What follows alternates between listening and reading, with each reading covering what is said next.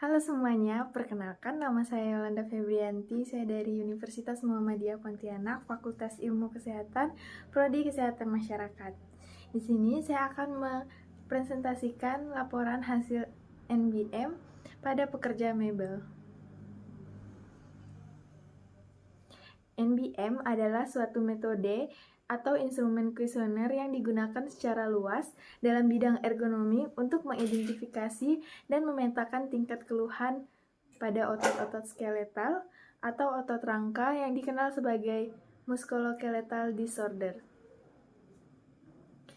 Tujuan saya melakukan analisis ini adalah untuk mengetahui penyebab keluhan muskuloskeletal yang dialami para pekerja.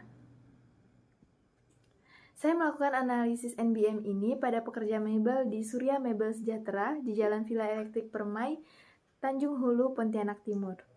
Saya melakukan analisis pada 3 pekerja yang masing-masing memiliki tugasnya sendiri. Pekerja pertama, David, laki-laki berusia 34 tahun, bekerja 12 jam per hari dengan target 2-3 pintu per harinya. Pekerja 2, Saidi, laki-laki berusia 40 tahun, bekerja 12 jam per hari dengan target 8 jendela per harinya. Pekerja ketiga yaitu Acoy, laki-laki berusia 37 tahun, bekerja 9 jam per hari, target 50-70 kayu per harinya. Hasil analisis dalam tabel. Jenis keluhan yang pertama, sakit atau kaku di leher bagian atas.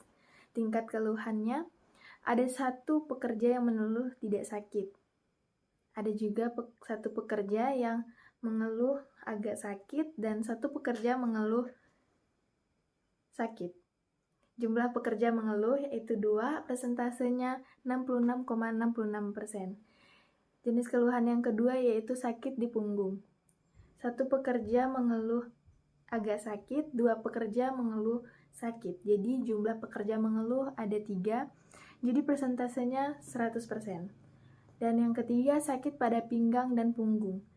1 pekerja mengeluh agak sakit, 1 pekerja mengeluh sakit, dan 1 pekerja lagi mengeluh sangat sakit. Jadi jumlah pekerja yang mengeluh ada 3, persentasenya 100%. Yang keempat, sakit pergelangan tangan kiri dan kanan. 1 pekerja mengeluh sakit sekali dan 1 pekerja mengeluh agak sakit dan satunya tidak sakit sama sekali. Jadi jumlah pekerja yang mengeluh ada 2. Jadi persentasenya 66,66%. Dan yang terakhir sakit pada kaki kiri dan kanan. 1 pekerja tidak mengeluh sakit dan 2 pekerja mengeluh agak sakit. Jadi persentasenya 66,66%. Analisis data dan interpretasi data. Berdasarkan hasil observasi dari data tersebut, pola resiko ergonomi adalah sebagai berikut. Postur statis dan membungkuk, keluhan tertinggi pada punggung, yaitu 100% disebabkan oleh posisi membungkuk saat merakit mebel dalam waktu yang lama. Yang kedua, gerakan repetitif. Keluhan pada pergelangan tangan dan leher berkaitan dengan aktivitas memotong, mengamplas, dan memaku yang dilakukan secara berulang, sesuai target harian yang diberikan tinggi. Yang ketiga, durasi kerja. Jam kerja yang panjang hingga 12 jam tanpa jeda istirahat yang teratur meningkatkan intensitas nyeri pada pekerja. Dan yang terakhir, kategori resiko. Berdasarkan frekuensi keluhan, sakit, dan sakit sekali yang muncul pada area vital, tingkat resiko ergonomi dikategorikan sebagai resiko sedang yang memerlukan tindakan perbaikan di masa depan. Rekomendasi ergonomi. Sebagai langkah preventif, berikut adalah saran intervensi yang dapat dilakukan. Yang pertama, peregangan otot. Melakukan latihan peregangan selama 5 menit setiap 2 jam kerja untuk mengurangi ketegangan otot punggung dan tangan.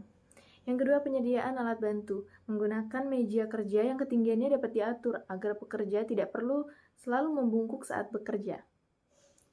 Yang ketiga, alas kaki. Penggunaan alas kaki yang lebih ergonomis untuk mengurangi tekanan pada kaki dan pergelangan kaki selama berdiri lama.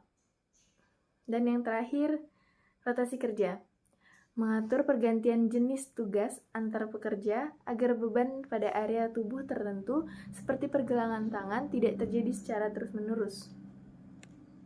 Yang selanjutnya ada analisis perbandingan dan segmentasi pekerja.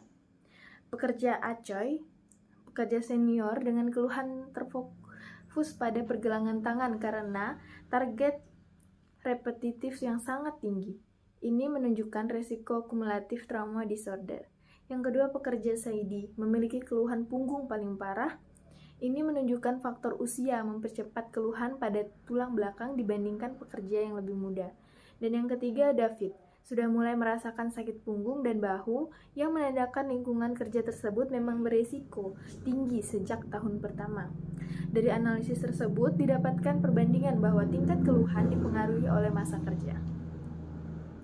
Tingkat keparahan vs persebaran.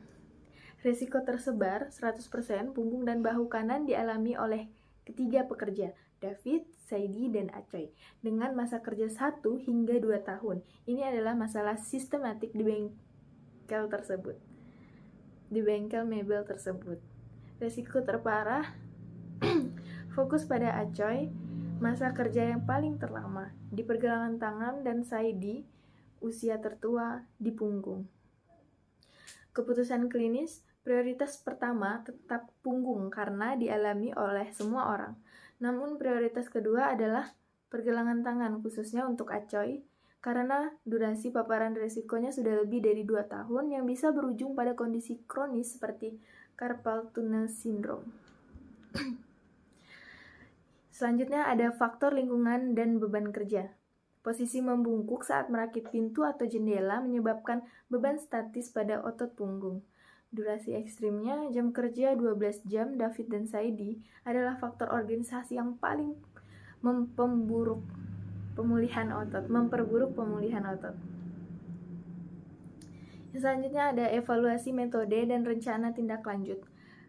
Keterbatasan NBM bersifat subjektif berdasarkan perasaan para pekerja. Metode tambahan, usulkan penggunaan metode REBA untuk menilai postur mereka secara objektif. Tindak lanjut, usulkan melakukan survei NBM ulang 3 bulan setelah pemberian bantuan meja kerja atau perubahan jadwal istirahat. Jadi kesimpulannya, analisis NBM menunjukkan bahwa pekerja di Surya Mebel Sejahtera memiliki resiko tinggi terhadap gangguan punggung dan bahu akibat postur kerja yang kurang ergonomis. Berikut ditampilkan foto dokumentasinya. Terima kasih, sekian presentasi dari saya. Jika ada salah kata, saya mohon maaf. Saya akhiri. Terima kasih.